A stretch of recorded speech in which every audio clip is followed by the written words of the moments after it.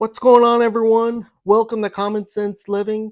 So, in today's episode, I want to talk about one issue that has been talked about in stacking circles for quite some time and continues to get attention, and that's whether the government can come in and confiscate your precious metals. So, in my opinion, it's pretty simple. Yes, they can, but I do not believe that they will or they would have the motivation to. And my reasoning is pretty simple. It's really just a matter of logistics. See, what we have to understand is that the only types of situations where this could happen would be scenarios where the government needed resources.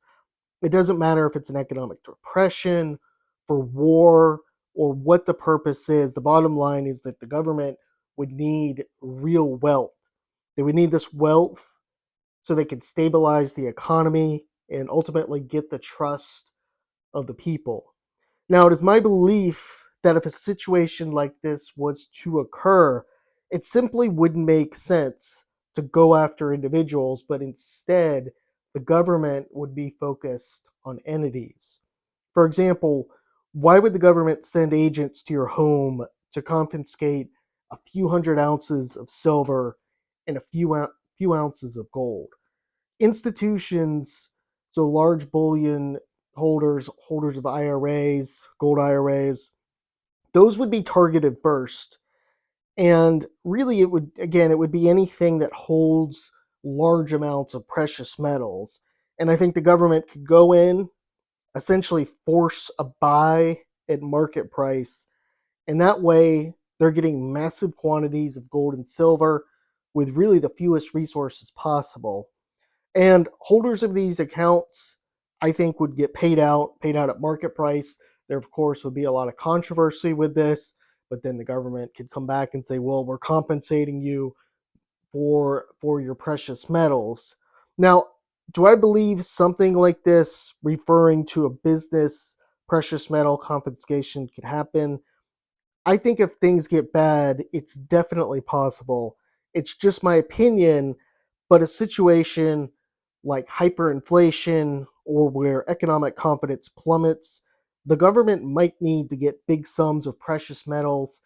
And it might sound far fetched, but at this point, all the data shows debt is spiraling out of control, not only national debt, but all different types of debt we're seeing in the economy: credit card debt, medical debt, legal debt. The only reason really we've been able to make it this long is that both monetary and fiscal policy has allowed tons of money into the economy, propping it up. With monetary policy, we've seen that with ultra low interest rates for really over a decade. And in terms of fiscal policy, there's always new stimulus bills coming out. I say stimulus in quotations because essentially it's just money for specific programs where lobbyists have lobbied specific political individuals to get more money for their purpose or their cause. Now, coming back to individual gold and silver confiscation, for the reasons stated earlier, I don't see this as something that will happen. I know a lot of people still like to buy them in cash, they like to have no record. I completely understand that. It would definitely be scary if the government had something like a database where they were able to see who in the US economy owned specific metals and a pretty accurate estimate of how much they owned. That's definitely something that would be scary. But again, I believe, in my opinion, they'll go after the big players or the big holders first, and it's really just going to be the proportion, the percentage of gold and silver they'd be able to get from these institutions.